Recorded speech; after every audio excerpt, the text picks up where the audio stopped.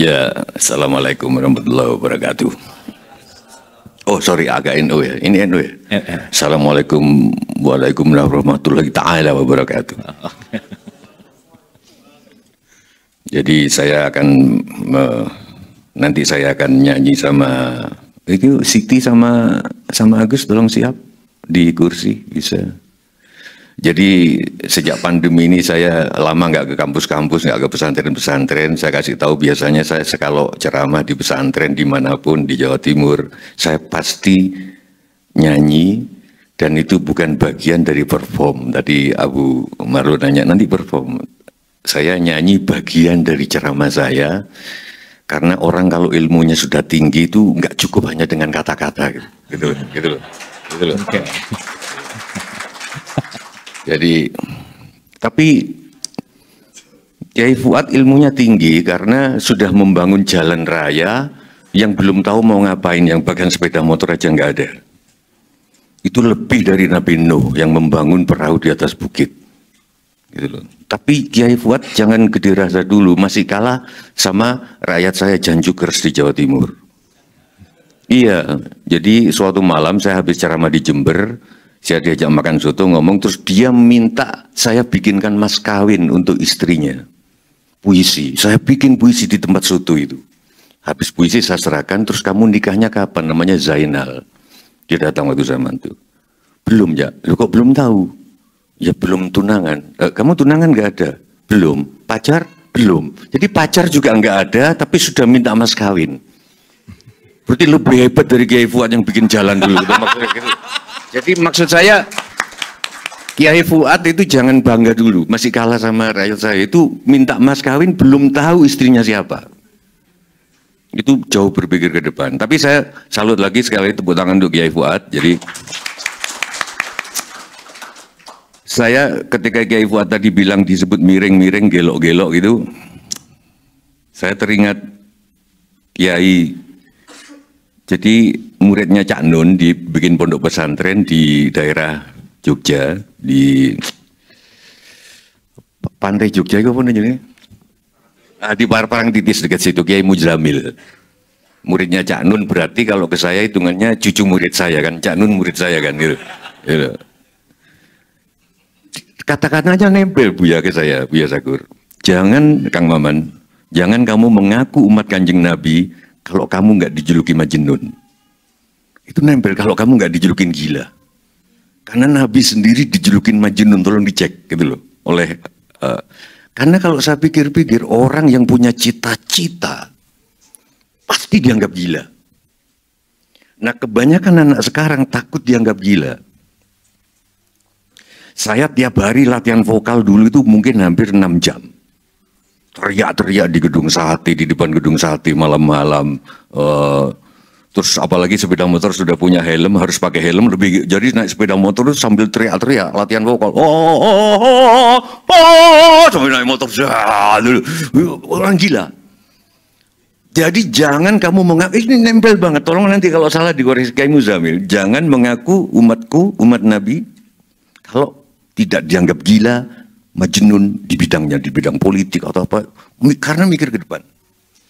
Jadi saya kira catatan itu. Terus catatan untuk Buya Sakur, setahu saya kalau kita orang normal, kalau ada pengusaha sukses, jangan tanya kapan sukses. Pertanyaan yang paling bagus, berapa kali sampean gagal, ya kan?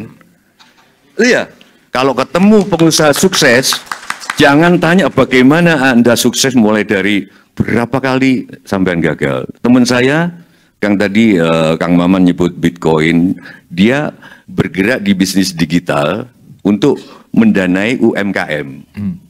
Jadi UMKM itu karena susah nyari di bank, maka dia menjadi mak comblangnya gitu Kang Maman. Siapa yang mau invest 2.000 atau 2 juta ke tukang bakso. Jadi melalui digital, nah dia dan sekarang dia jadi kaya raya. Tapi berapa kali dia gagal? Ribuan kali dia invest dan ketipu.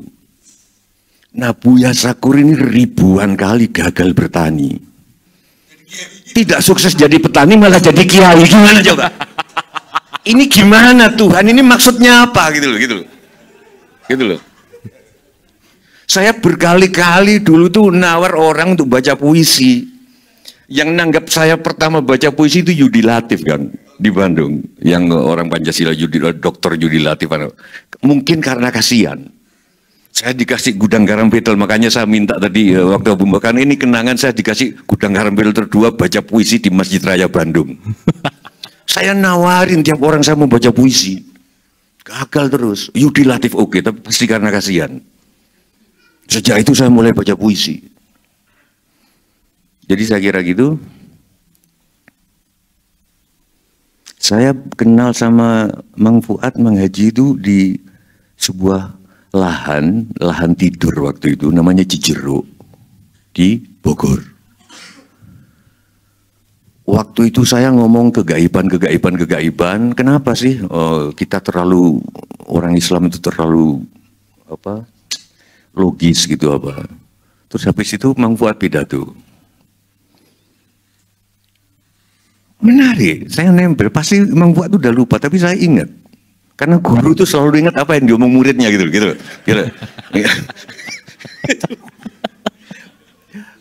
Kiai Fuad ngendiko gini, begini. Ya jangan ngaku orang Islam, rukun iman itu yang salah satunya percaya kepada hal gaib. Nah, terus beliau mengatakan juga, waktu itu yang pemilik lahan tidur itu pengen mendirikan pesantren. Kiai Fuad bilang, kalau keinginan itu sudah disampaikan dan didoakan oleh 40-an lebih yang hadir waktu itu, memang lebih akan kejadian. Itu kira-kira 2 atau 5 tahunan yang lalu, dan sekarang alhamdulillah di tempat itu telah berdiri pesantren namanya Siti Dumila. Saya termasuk yang ngasuh di situ, nanti saya ngajari gamelan karena saya nggak bisa ngaji. Nah, saya tolong ambilin gitar, Pak Bumbar, kamu kan masih muda jadi boleh aku suruh-suruh gitu.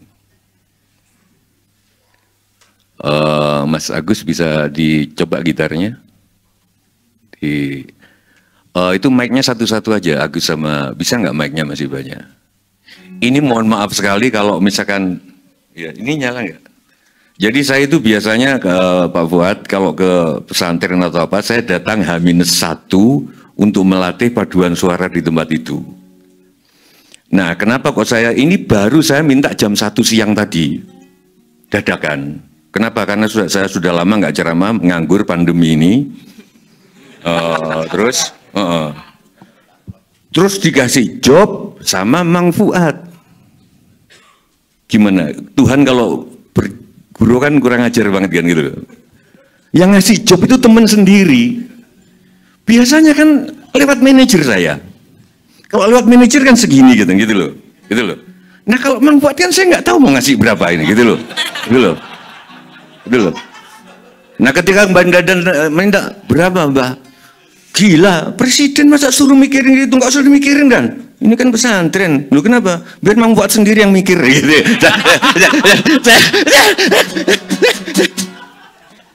Gusti Allah cara bikin rezeki nanti hubungannya sama ketahanan pangan. Pas ngobrol bertiga sama Kang Maman sama Buya Sakur, saya ngomong, saya itu dikasih DP untuk pentas di tempat beliau ini. DP gitu loh. Gitu. Bayangin coba. Makanya saya sering bilang, dan ini yang bahkan Gus Mus sangat sering mengutip, bahwa menghina Tuhan tidak usah sampai nginjak-nginjak Al-Quran, itu menghina yang paling cemen. Nggak usah main-mainin nama nabinya, itu menghina Tuhan yang paling cemen. Tapi besok kamu khawatir nggak bisa makan, kamu sudah menghina Tuhan. Itu menghina Tuhan yang paling dalam, tapi karena politisi itu cetek, sorry, mungkin bukan pemahaman, yang di penjara itu yang nginjak-nginjak kitab suci. Kalau aku jadi presiden, oh ya sekarang udah, tapi maksudnya jadi presiden beneran, nggak aku penjara, kenapa nginjak? Itu menghinaan tingkat rendah. Yang dimasukin penjara yang besok khawatir nggak bisa makan. Karena itu menghina sehina-hinanya Gusti Allah yang katanya sudah menjanjikan rezeki buat kita.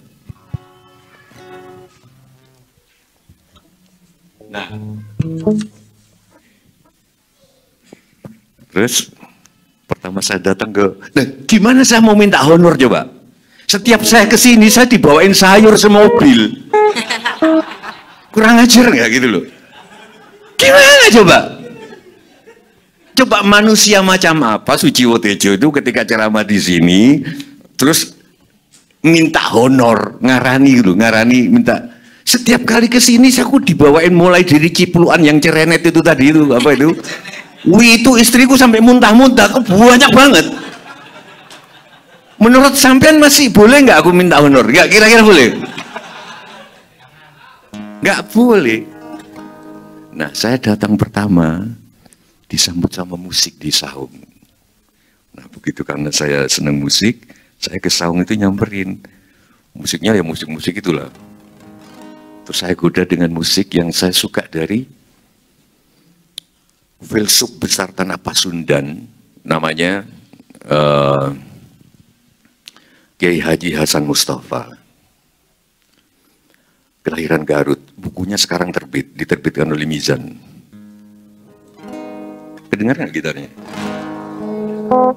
Cek aing Allah mah batur. Lagunya saya yang bikin, tapi cek aing Allah mah batur, cek batur Allah mah aing, cek aing Allah mah eta, cek eta Allah mah aing, cek aing Allah mah saha, cek saha Allah mah aing.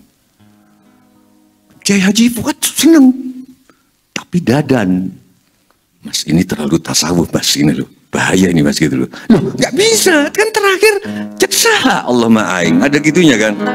Cek aing Allah ma eta, cek eta Allah ma aing, cek aing Allah ma eta batur, cek batur Allah ma aing, cek aing Allah ma saha, cek saha Allah ma aing.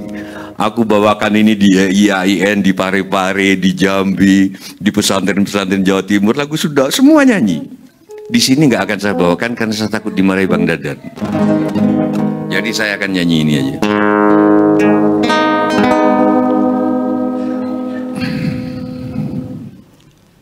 Saya tertarik tadi ketika Mang Fuad ngomong ngasih makan tikus dan lain-lain.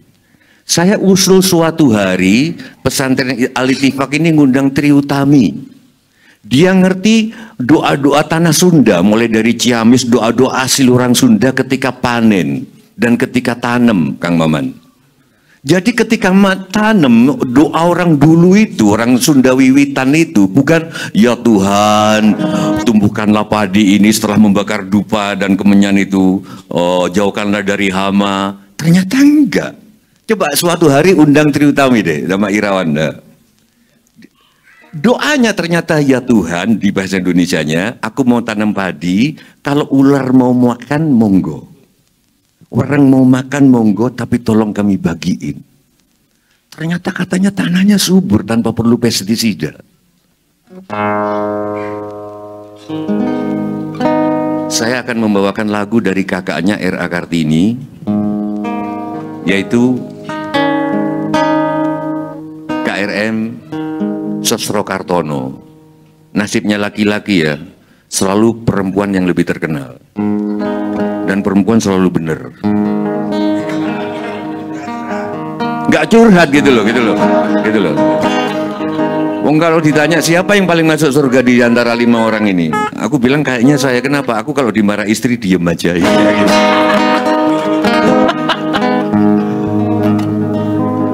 Jadi Sosro Kartono ini menguasai 32 bahasa asing. Pernah jadi wartawan perang dunia di Eropa, wartawan perang dunia 1, pernah menjadi gurunya Soekarno, pernah menjadi tabib dengan air putih yang dibacain Al-Quran di Bandung. Lagunya begini. Suke tanpa pondo, diktoyo tanpa aji. Sebentar ya. Terima mawi pasrah sepi pambre tepi hajre. Nyambung sama kedaulatan pangan. Jadi kalau sugi tanpa bondo itu artinya kaya, boleh kaya seperti pesantren sini. Yang penting tidak melekat pada kekayaan itu. Itu luar biasa. Suke tanpa bondo, digdaya tanpa aji, terima mawi pasrah, sepi pamrih tepi ajri. Yang pasrah akan dijauhkan dari rasa takut untuk mengolah lahan tidur dan lain sebagainya. Tapi harus ikhlas. Dengan kunci dari Buya Sakur tadi bahwa ternyata aku juga baru tahu, terima kasih, menidurkan lahan itu dosa besar.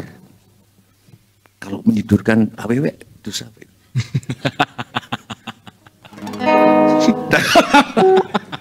Dan terakhir, langgeng tanpa susah. Kalau susah tidak terlalu, tanpa senang. Kalau senang tidak terlalu, anteng manteng sugeng jeneng. Sekarang saya akan dibantu oleh Siti. Terlalu keras mas gitaranmu, mas. Gitarannya tipis aja. Sama Agus, dibahasa Sundakan oleh Bang Dadan sama Bang Haji. 3, 4, 3, 4. Benghar tanpa harta, digdaya tanpa mantra, nampi kali ikhlas sepi pamrih tepi ajri. Benghar tanpa harta, digdaya tanpa mantra, nampi kali ikhlas sepi pamrih tepi ajri. Langgeng tanpa susah, tanpa senang, anteng manteng tenang ludang. Langgeng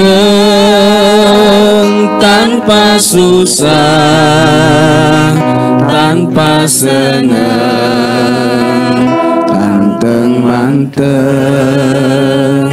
tenang ludeng. Mohon Al-Fatihah buat Sosro Kartono.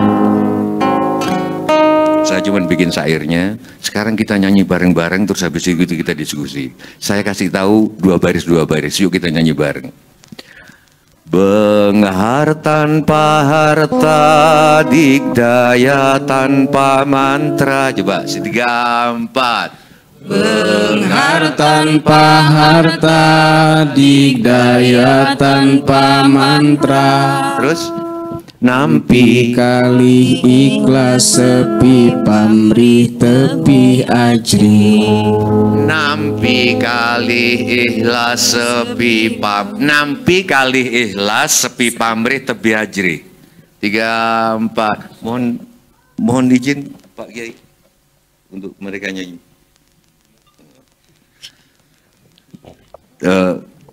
Apa tadi? Nampi kali ikhlas sepi pamrih tebi ajri. Lagi. Nampi kali ikhlas sepi pamrih tebi ajri. Kita awali dari benghar tanpa harta, digdaya tanpa mantra. Yuk dari situ ya. Tepuk tangan semuanya dulu untuk kita semua.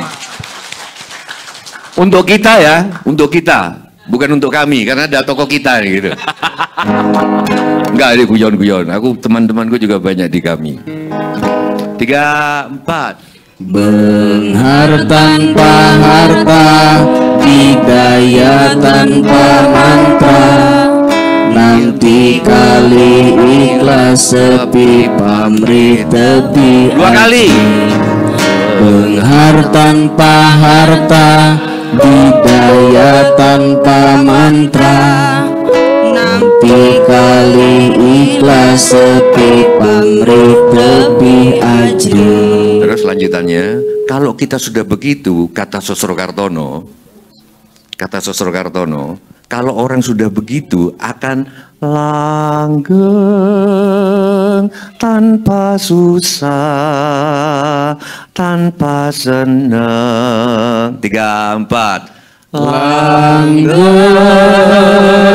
tanpa susah, tanpa senang, anteng manteng tenang hideng.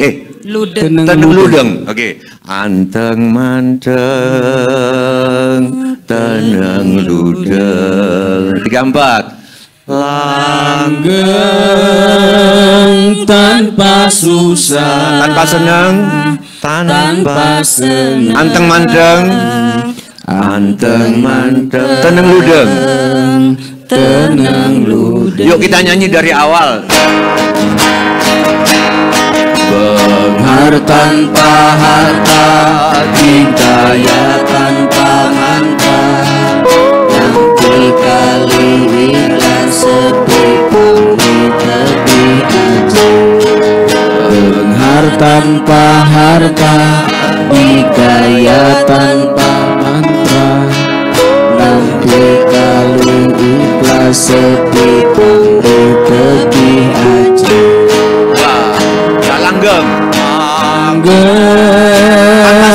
Tanpa susah, tanpa senang, anteng manteng tenang hidup. Sekali lagi, langgeng. Langgeng tanpa susah, tanpa senang, anteng manteng tenang hidup. Anteng manteng. Sesarengan. Manteng tenang hidung, tenang hidung. Sekian untuk pembukaan. Luar biasa. Boleh tepuk tangan dulu dong untuk Presiden Jan Jukars. Oh, alhamdulillah lengkap sekali malam hari ini ya. Dari pertanian ada, dari kitab kuning ada, kitab putih ada, kitab abu-abu ada, seni ada, dan luar biasa malam ini. Boleh tepuk tangan dulu buat kita semua.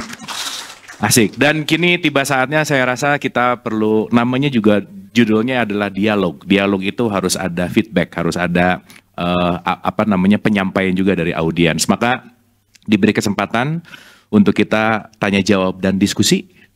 Dan ini saya rasa peserta yang di Zoom online pun atau yang di YouTube boleh juga, silakan. Dan bagi Bapak dan Ibu yang ada di sini juga boleh bertanya atau memberikan apresiasi. Dan saya rasa ini kesempatan yang sangat luar biasa karena pembicara kita yang ada di depan ini sangat luar biasa. Oke, adakah dari teman-teman di Zoom atau di online, atau mungkin Ibu dan Bapak yang ada di sini ada yang mau memberikan apresiasi atau pertanyaan kepada para narasumber yang ada di depan di sini, dipersilakan.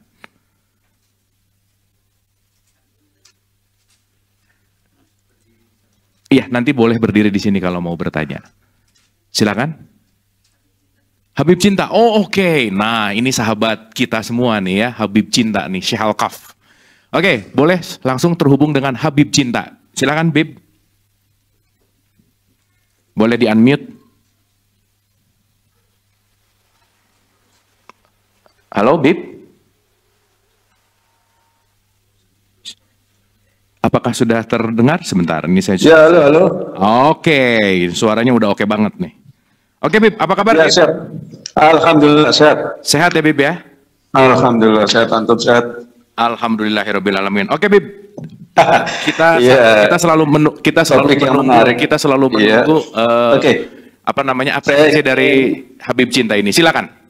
Oke, saya ingin memberi tanggapan sedikit dan kemudian melontarkan satu pertanyaan. Singkat saja, tema yang menarik ketika pesantren diminta untuk memberikan kontribusi terutama di bidang pangan ya, kaitannya tadi masalah pertanian dan lain sebagainya. Di sini yang perlu saya tanya pertama adalah kenapa pesantren itu, kenapa sedikit sekali pesantren-pesantren yang berani melakukan sebuah terobosan baik di bidang keilmuan tradisional atau keilmuan yang mutakhir, dan juga di bidang sains ya. Masih ada dikotomi antara pengetahuan keislaman dengan pengetahuan di luar yang dianggap tidak islami.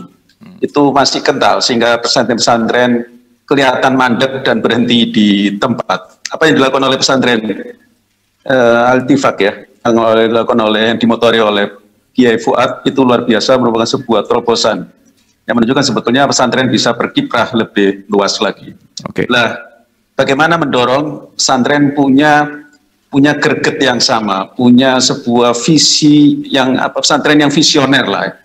Kenapa kiai-kiai sedikit sekali kiai-kiai yang punya jangkauan itu tadi mampu mempunyai pandangan yang visioner ya, pandangan yang jauh. Kenapa itu alasannya? Kenapa saya ingin dengar dari berbagai narasumber yang di sini. Artinya kenapa reformasi di bidang pesantren baik di bidang kurikulum itu dan hal-hal yang lain itu sedikit sekali. Itu saya ingin dengar dari yang lain-lain. Yang kedua, tanggapan saya bahwa ada satu ayat Al-Quran yang menarik, yaitu ayat, kalau nggak salah dalam surat Al-Abasa itu, "Falyanzuril insan ila ta'amih."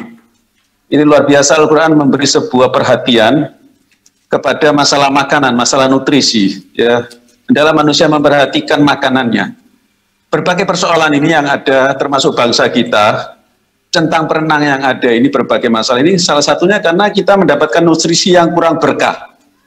Ya, sedikit sekali orang-orang yang gila kita temukan sekarang, gila yang berkah ya, yang tadi disyaratkan oleh Kang Tejo ya.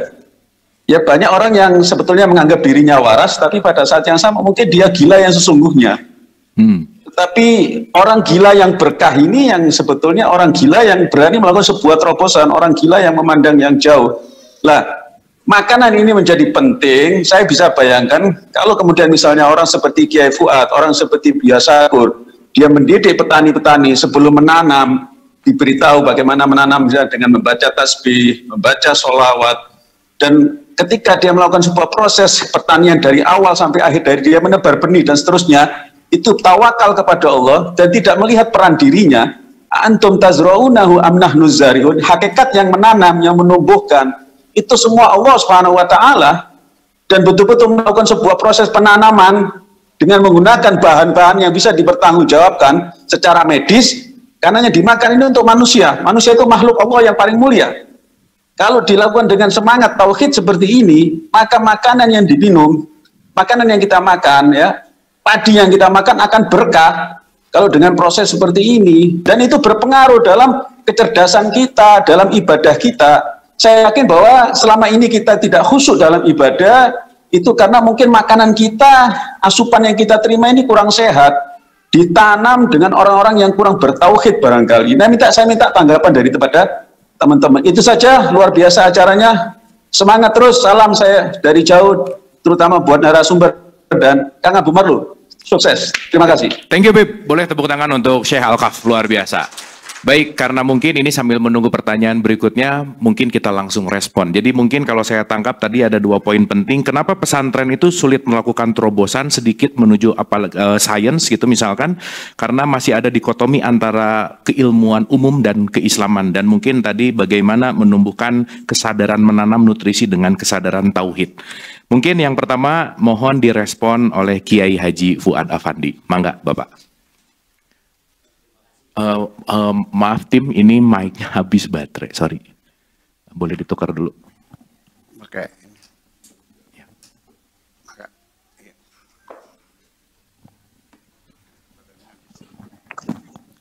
Menurut saya, Bib, bukan keterangan yang salah atau program salah. Mereka yang belum ngertos. Sebab kalau sudah ngerti, ngikut. Itu yang pertama. Yang kedua, kenapa to'am? Sebab Imam Al-Ghazali mengatakan, kul masyita takhruj minhu. Makan, sekendak Anda, silahkan. Insya Allah nanti akan keluar energi sebagaimana yang dimakan. Kalau makan dapat tani, ya tentu pikirannya, tukar tokernya, tangannya, semuanya ke pertanian. Makan dapat nyopet, pasti. Kakinya juga bergerak. Tukar toker karena copetan, gitu istilahnya. Makanya to'am dulu. Nggak, sebab to'am itu akan mengeluarkan energi. Tuh. Kalau makannya hasil penjualan lagu, ya ke sana saja, kemana-mana datang kali tipak, lagu yang diutamakan. Ya, karena energi yang dimakan. Menggerakkan kakinya. Itu ya. Lantas menurut paham saya ini salah penerapan, salah penafsiran. Jadi manusia itu wajib berilmu tapi tidak ada gunanya ilmu kalau tidak beramal. Amal pun kosong kalau tidak ikhlas, ikhlas pun tidak ada faedahnya kalau tidak haub. Nah, menerapkan haub ini salah. Haubnya bukan haub siksa Allah. Wedi ingsikannya Allah. Tapi wedi miskin, wedi sengsara, wedi gagal. Yang dipikirnya bukan wedi atas adab Allah, atas laknat Allah, bebendu Allah. Wedi gagal, wedi salah. Makanya saya masih ingat kata-kata terakhir dari Gus Dur, ya Fuad, kalau punya cita-cita jangan terhalang dengan fakta yang nyata. Teruskan. Gitu.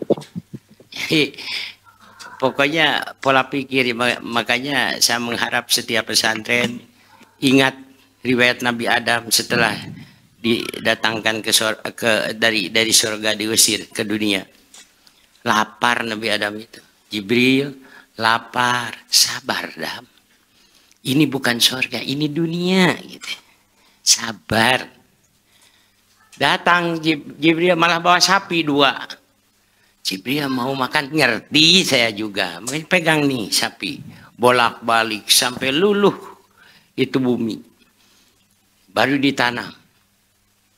Jibril datang bawa nampan. Nah, ini namanya padi. Ini jagung, ini gandum. Oh, tabur. Kapan makannya? Sebentar saja. Ini bukan surga. Nah, ini penerapan ini malah kena sama pesantren-pesantren maunya simsalabin. Jelas. Ini nggak bisa. Ini dunia bukan surga. Kalau nanti udah masuk surga, ingat daging burung udah matang, bukan burungnya. Sekarang lapar, dibawain sapi, dibawain nampan, bibit-bibitan. Harus ada proses. Itu jengkelan mengajukan proposal, padahal proposal udah di DPR udah numpuk, belum kebaca semua juga. Ini malah marah-marah. Ini kesalahan kita. Tidak ada kesabaran, tidak sadar bahwa ini dunia. Harus melalui proses segala sesuatu juga. Jadi saya malah tahu hijrah pindah dari kebiasaan mengganti ke kebiasaan itu harus jeda waktu 4 tahun, nggak bisa. Saya tulis kebiasaan petani di sini begini, saya rubah supaya meninggalkan kebiasaan itu. Ditanamkan rasa kasih sayang dari mulai nanam sampai mupuk, ngobat, sampai tidak ada uang untuk jajan anak-anak karena dipakai ngasihani tanaman. Kenapa? Wis panen malah ditaruh di karung, ditindih sampai pasar. Jadi apa kira-kira tanaman? Nah, mau merubah gitu saja 4 tahun lamanya. Balik lagi. Makanya di sini peran pesantren sabar. Insya Allah al-qasda tablugu. Bukan program kita yang salah. Mereka belum ngertos. Itu yang kedua. Yang ketiga, disinilah akan kelihatan mahalnya hidayah. Makanya kita bersyukur, alhamdulillah. Laisha 'alaika hudahum walakin Allah yahdi may yasha. Innaka la tahdi man ahbabta walakin Allah yahdi may yasha. Kalau wis teko pertolongan Allah, hidayah dari Allah, masya Allah, mahal ini. Jangankan kepada Fuad, nggak ada apa-apanya. Kepada beliau, Nabi Agung paling mulia dunia dan akhirat. Innaka la tahdi. Kau Muhammad tidak ada kewenangan untuk memberikan hidayah. Nah, kalau sadar ke sana, insya Allah lambat laun, insya Allah. Dan salah pengertiannya mana? Malah lama saya dikatakan tuh, Mas Tejo, jangan nyantren ke Alitipak, kiainya hubud dunia. Makanya saya sering ngomong, apa haram kalau kiai punya Alphard? Enggak. Yang namanya kiai jangankan punya Alphard, punya istri lagi juga boleh, Kang Maman. Kiai mah good gitu. Jadi saya mohon dengan sangat diadakannya dialog ini biar para kiai bersabarlah membina umat Rasulullah SAW. Kita tidak diwarisi kebun korma dan anak unta, tapi kita diwarisi umat. Mari kita bareng-bareng mensejahterakan, memerdekakan perekonomian umat. Insya Allah kapan-kapan kita ketemu dengan Rasulullah SAW akan ditanya, bagaimana urusan kamu terhadap umat. Nah ini, makanya tepat banget kalau perekonomian ini, to'am ini, cobalah pondok pesantren menjadi soko guru, menjadi uswah hasanah. Itu. Makanya Habib Cinta pasti kaget, kenapa orang-orang ini sulit diatur. Itu. Lihat makannya apa. Sebab dari makanan itu kata Imam Al-Ghazali akan mengeluarkan energi. Itu. Mudah-mudahan energi yang dikeluarkan oleh anggota kita ini ke arah yang benar di mata Allah Subhanahu wa taala. Begitulah. Baik, boleh tepuk tangan dulu dong. Ini luar biasa sekali ya. Dan saya rasa perlu dilengkapi oleh Buya Syakur. Mangga, Buya. Untuk bisa dilengkapi. Ya. Saya dari sejak awal sudah mengatakan bahwa yang wajib beragama itu hanya manusia. Nggak ada ilmu beragama itu. Termasuk negara juga nggak wajib beragama kok. Yang wajib beragama manusia. Ya, manusia yang melolanya orang Islam, negara mah tidak beragama. Sebab nggak ada negara masuk neraka. Jadi artinya perlu kita waspadai bahwa yang dimaksud dengan ilmu-ilmu agama itu adalah ilmu-ilmu pengetahuan yang dikaji, yang diteliti, yang dieksperimenkan oleh orang-orang yang beragama Islam. Itu namanya peradaban Islam, bukan ilmu agama. Saya kira kalau Imam Ghazali masih hidup, akan saya datangi rumahnya, mempertanggungjawabkan kitabnya Ihya Ulumuddin, menghidupkan ilmu-ilmu agama. Dari situ anggap dikiranya ada ilmu agama, ilmu umum. Ilmu ya nggak ada agama, nggak ada umum. Coba kita kembali kepada sabda Rasulullah Sallallahu Alaihi Wasallam. Talabul ilmi faridatun ala kulli muslimin wa muslimatin minal mahdi ilal lahdi. Karena Nabi menyuruh sahabatnya mencari ilmu, ya kan begitu? Saya mau nanya, waktu Nabi ngomong begitu, sudah ada ilmu tafsir belum? Sudah ada ilmu Quran belum? Belum.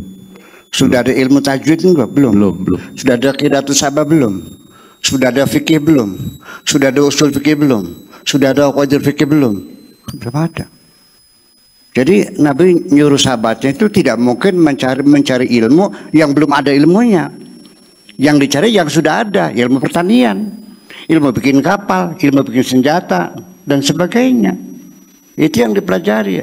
Makanya para sahabat itu ya, orang-orang Arab setelah mendengar perintah Rasul untuk belajar, ya mereka pergi pesantren. Pesantren kemana? Ke Mesir, belajar bikin kertas, ke Yunani, belajar bikin sahabat. Nggak ada para sahabat yang datang ke pesantren Al-Ittifaq tuh. Belum ada waktu itu. Nggak ada sahabat Nabi yang belajar cadang pinggan. Belum ada pesantren. Sekolah juga belum ada. Nabi nggak sekolah kok. Jadi hendaknya kita pahami bahwa ilmu itu satu kesatuan. Ilmu itu adalah produk manusia, hasil bereksperimen atau berupa hipotesa-hipotesa yang sifatnya hanya menyusun premis-premis lalu konklusi. Dan itu yang semacam itu namanya paradigma-paradigma yang non-eksperimentalis. Tapi ketika diuji coba berulang-ulang dengan hasil yang sama lalu dibuat kaidah umum, itu namanya paradigma yang eksperimentalis. Jadi kalau sudah eksperimentalis nggak percaya juga, terlalu gobloknya, kan begitu persoalannya. Nah, jadi mungkin saya setuju kalau ada ilmu dunia, ilmu akhirat. Tetapi bukan sifat ilmunya, tapi motivasi orang itu mencari ilmu. Ilmu apapun kalau digunakan untuk mencari akhirat ya ilmu akhirat. Kalau ilmunya mencari dunia, apapun ilmunya ya namanya ilmu dunia. Seorang mubalik ketika dipanggil ceramah dia minta DP. 5 juta. Nanti setelah ceramah dilunasi 10 juta, pasang tarif. Sekalipun bunyinya qala ta'ala, karena ada tarifnya, itu namanya ilmu saya nggak dunia. pasang tarif, saya nggak pasang tarif. Oh, iya. Nah, iya. Jadi kalau ilmu akhirat mah nggak pasang tarif.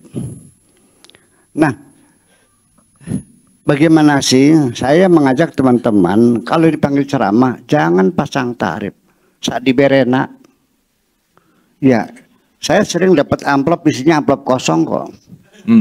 Atau dapat KTP kadang-kadang karena tip panitia itu gugup ngambil amplop yang kosong. Nah, jadi sekalipun yang menyampaikannya qala ta'ala qala Rasulullah, ketika pasang tarif ya ilmu dunia.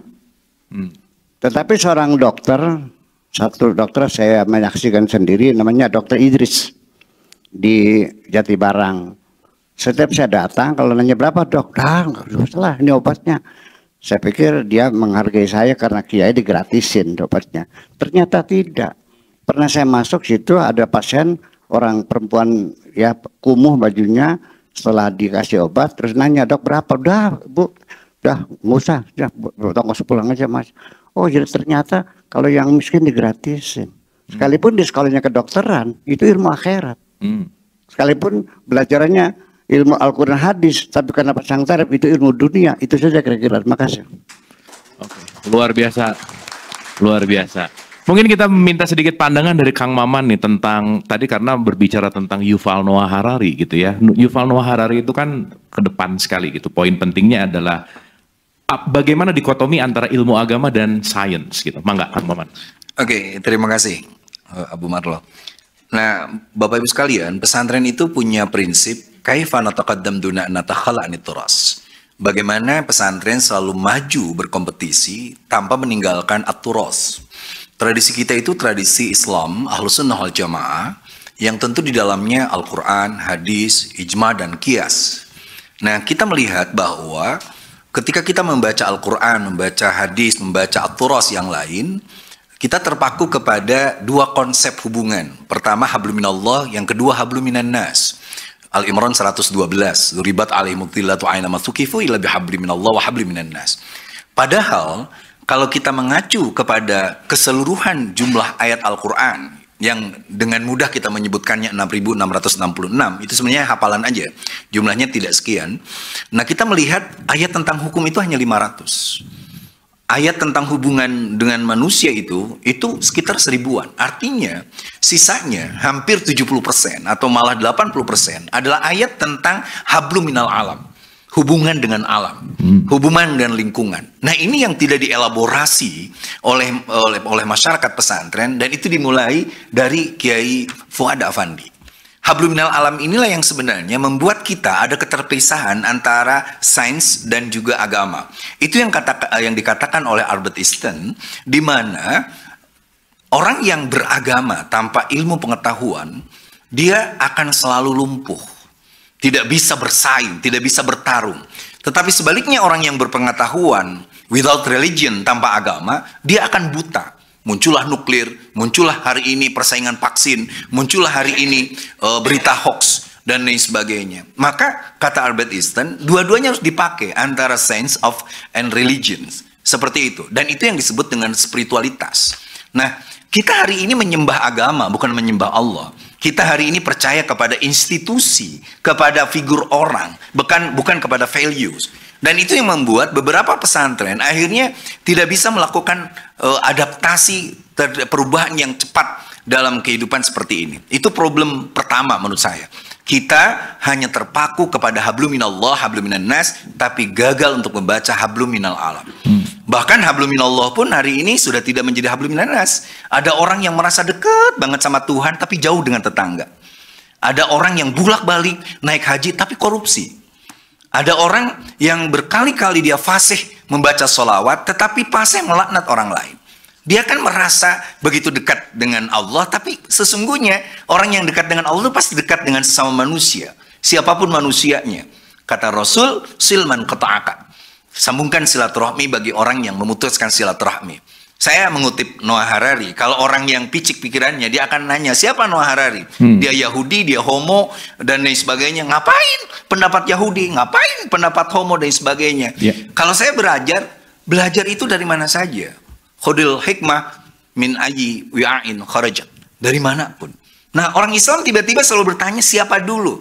Dari siapa dulu, bukan apa dulu. Padahal ambil aja dulu.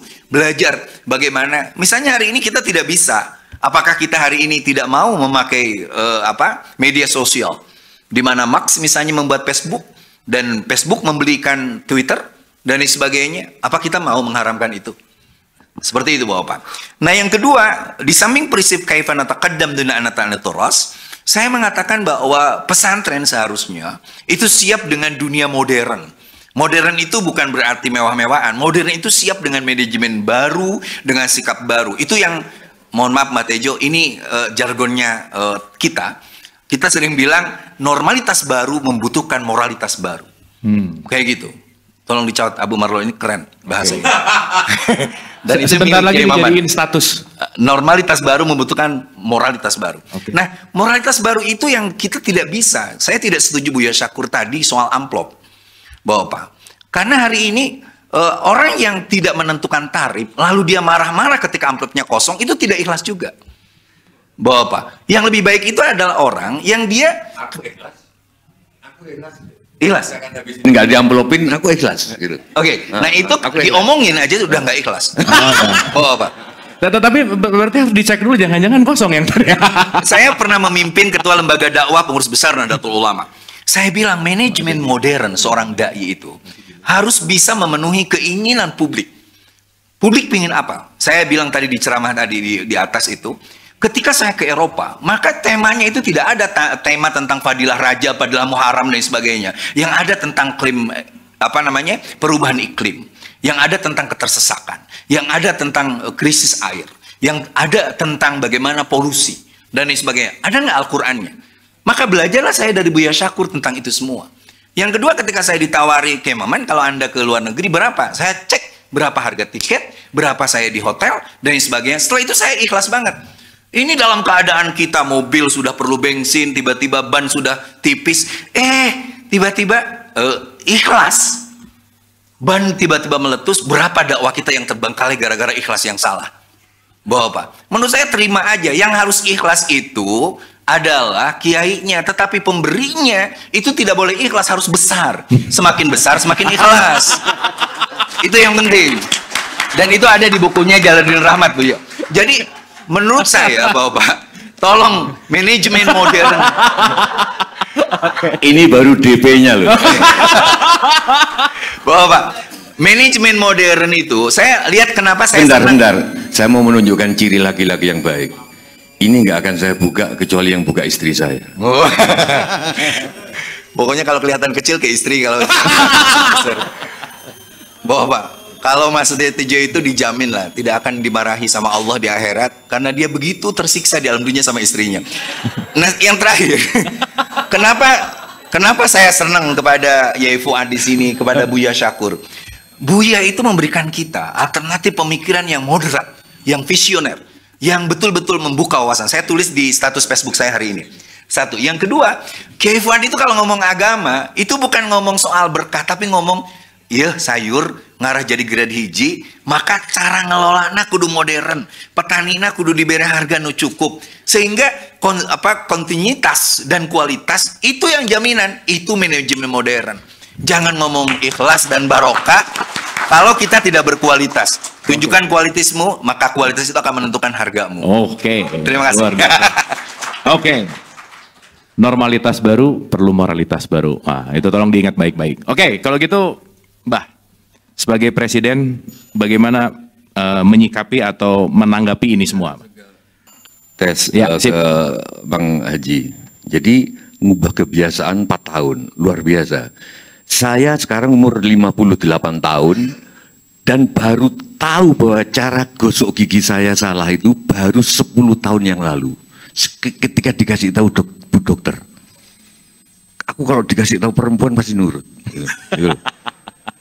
Jadi selama ini saya nggak 45 derajat. Itu tegak lurus. sikat gigi ini. Yang benar 40 derajat, dan yang betul itu bukan sek-sek ini, tapi seret disekrok gitu loh. Seret. Gitu. Pertanyaan besar saya untuk Mang Fuad, kalau masih ada dialog nanti, dan untuk kebiasaan-kebiasaan yang lain di politik, di lalu lintas, bagaimana kebiasaan itu akan kita ubah kalau orang itu nggak sadar pada kebiasaannya. Namanya kebiasaan itu nggak sadar. Orang kalau mau matiin mobil, saya baru 3 tahun yang lalu matiin mobil tanpa gas dulu. Karena dari kecil biasa baru matiin. Ternyata itu malah bikin kotor ke karburator. Yang ngasih tahu anak mesin. Untung kalau saya sadar bahwa kalau saya nggak sadar, saya nggak gitu, kalau matiin nggak gitu, kayak perempuan kalau dikasih tahu kan gitu kan, enggak gitu. Pokoknya, oh ya, mumpung saya ingat, ini Gusmus pernah ngasih tahu ke saya, ini salahin murid saya itu. Muridnya ada berapa, Mbak? Ada 2. Ada 2. Boleh disebutin? Cak Nun sama Gusmus. Oke. Jadi kalau Mang Fuad muridnya banyak gini, itu aku kagum karena murid saya cuma 2, Cak Nun sama Gusmus. Nanti menyusul Buya Sakur.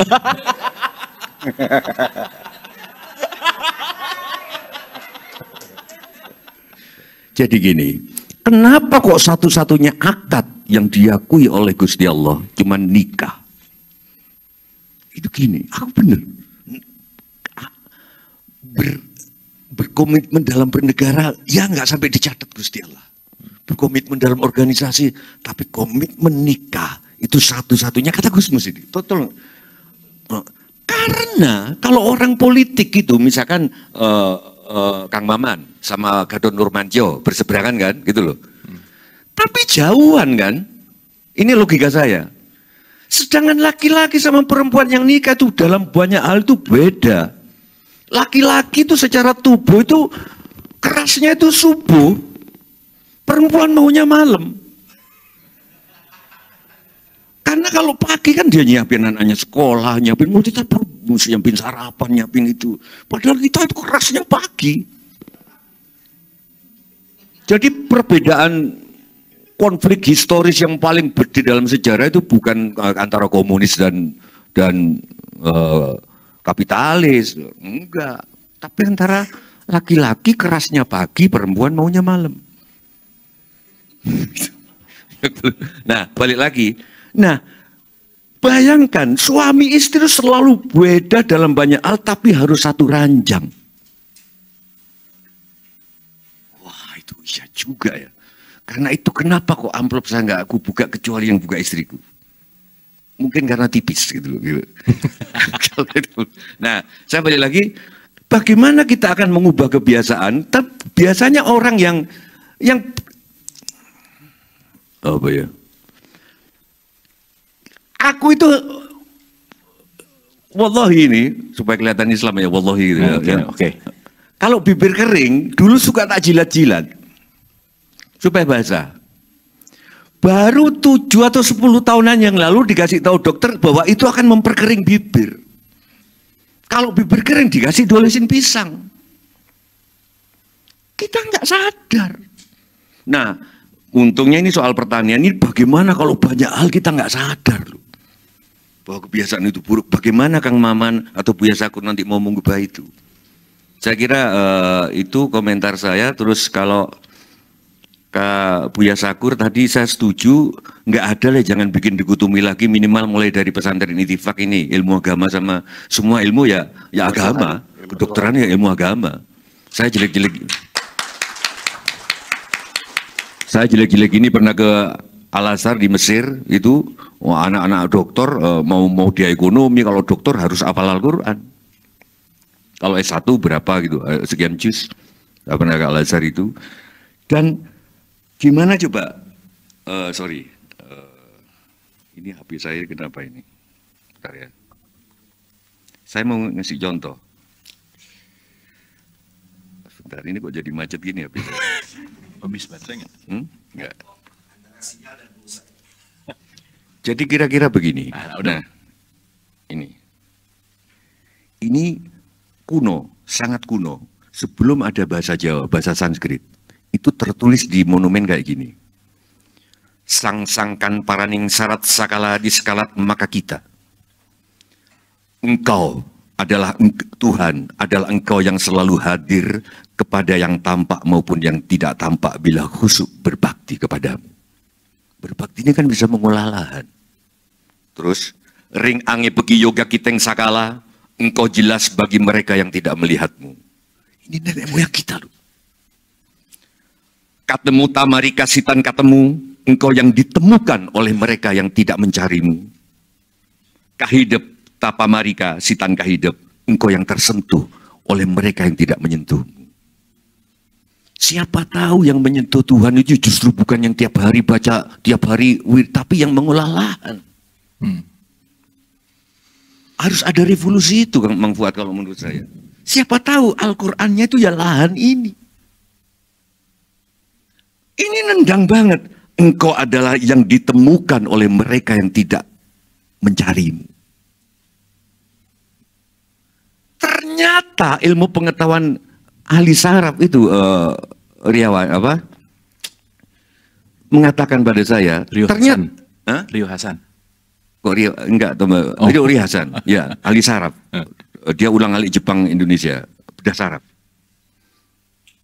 Kalau kebahagiaan itu adalah Tuhan, ternyata di dalam ilmu saraf kedokteran modern, kebahagiaan itu justru ditemukan oleh mereka yang tidak mencari.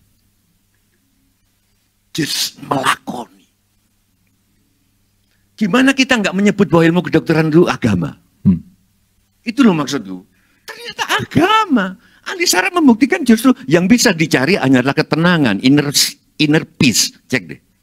Tapi happiness nggak bisa dicari. Nah sekarang sebagai pengakhir aku tak nyanyi mana, supaya soalnya latihannya sudah 2 lagu dan udah. Ini tolong Siti. Problem saya selalu ada di Siti tadi waktu latihan mulai jam 1 siang.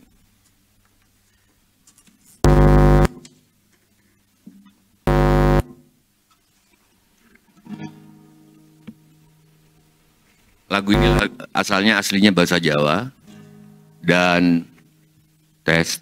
Saya akan nyanyi bahasa Jawa, nanti referennya bahasa Sunda yang disundakan oleh Mang Haji. Menurut Mang Haji bahasa Sunda lebih bagus dari bahasa Jawa. Ya udah terserah lah gitu.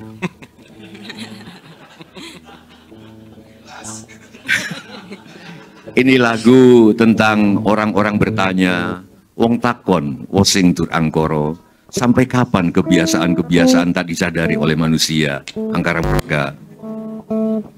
Wong takon, wosing tur angkoro, antara Riko karo iki, antara kita semua. Angkara murka yang tidak kita sadari sebagai angkara murka, yaitu kebiasaan yang tidak disadari bahwa itu salah. Sumebar ron-ronane koro, tersebar daun-daun kara. Janji sabar sak wetoro, bersabarlah untuk sementara waktu. Oh iya, ini ilmiah juga, sorry. Saya itu sudah lama mikir kesalahan pendidikan kita. Bahwa rajin pangkal pandai, hemat pangkal kaya. Saya nggak percaya, ini udah lama sejak SMP, serius. Banyak teman saya yang hemat nggak kaya. Banyak orang yang rajin nggak pinter juga. Saya termasuk orang yang sering bolos waktu SMA. Serius. Tapi setiap kali ujian, bukan hanya mau sombong, kata Kang Maman sombong boleh untuk sekali-sekali. Setiap kali masa ujian, ibu saya masak banyak, karena anak-anak pasti nginep di rumah untuk belajar matematika, kimia, ke saya. Padahal aku jarang masuk.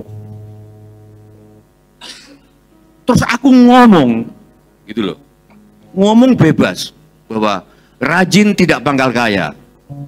Yang membuat kaya kamu adalah Tuhan. Sedangkan rajin cuma usaha. Hemat tidak pangkal, rajin tidak pangkal pinter, hemat tidak pangkal kaya. Hemat adalah hal lain, kaya adalah urusan Tuhan. Ternyata 3 tahun yang lalu Mas Dadan, saya loh itu Ibnu Athaillah. Omongan saya sudah diomongin mau atau makanya Buya Sakur bener, Sujiwo Tejo itu ngomong apa aja lah, nanti saya cari dalilnya daluran, katanya gitu loh. Ternyata menurut Ibnu Athaillah, Rajin itu makhluk, pandai itu makhluk. Cuman sering digabung sama Gusti Allah kebiasaannya. Begitu ndak digabung iri pengen lo. Sana enggak Sujiwo Tejo jarang belajar kok gitu loh. Pak Fuad itu lulusan SD gitu loh. Tapi kok bisa ngajari dokter-dokter ini gimana coba? SD nggak lulus. Muridnya dokter-dokter, profesor-profesor. Gimana yang belajar dokter 3 tahun? S3 ya apa ini loh? Coba. Artinya ilmu begitu kalau digadukkan sama agama, semua itu ilmu psikologi kan, semua jadi agama. Saya bisa menjelaskan, saya termasuk waktu kecilnya, saya waktu kecil nggak percaya bahwa Adam itu terusir karena makan buah kuldi. Itu cuman cerita supaya enak bagi saya.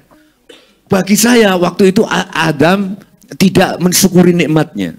Bahwa dia sudah dikasih, nggak usah berusaha apa-apa, tiba-tiba ada, lama-lama bosen. Terus dibisikin, kamu hidup di tempat lain enak, di sana kalau mau itu harus berusaha. Baru dapat sesuatu. Ternyata Ibnu Athaillah juga bilang bahwa itu namanya alam tajrid sama alam asbab. Contohnya beliau ini, dia menjadi nggak sadar bahwa hidupnya di alam tajrid, di ulama, yang nggak usah kerja tapi dapat duit. Entah dari ceramah, dari apa. Dia memaksain dari alam asbab. Bercocok tanam, gagal berkali-kali kan. Terus ada setan yang membisiki. Hidup kamu nggak di situ, hidup kamu di alam tajrid. Tapi berapa banyak yang orang hidupnya di alam tajrid, harusnya nggak ngapa-ngapain, memaksakan di alam asbab. Sudah enak-enak jadi ketua yayasan, gitu. Maksain jadi kepala sekolah. Kacau sekolahnya. Nah, Sujiwo Tejo hidup di alam apa? Alam amfibi. Iya. Oke ya, biar nggak kemalaman, sorry. Wong takon sing tur angkara antarane riko aku iki sumebar ronane goro janji sabar sautara wektu kala mangsane titi kala mongso. Ayo, mic-nya dari depan 3, 4. Sadia doana. Tepuk tangan untuk Bang Fuad ini yang bikin Bang Fuad. Lagi 3, lagi 3, 4. Mung Sadia doana. Unggadin tente ngirangan sejang bes angkara murka titi kala mangsa. Tepuk tangan untuk Siti sama Agus.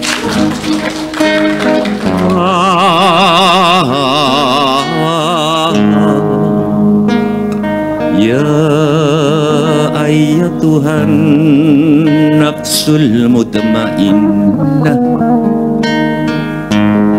irji'i ila rabbiki radiyatan mardiyah fadkhuli fi ibadi wadkhuli jannati. Wong takon sing tur angkara antarane riko aku iki sumebar ronane goro janji sabar sautara wektu. Sabar kata Kang Fuad. Sabar.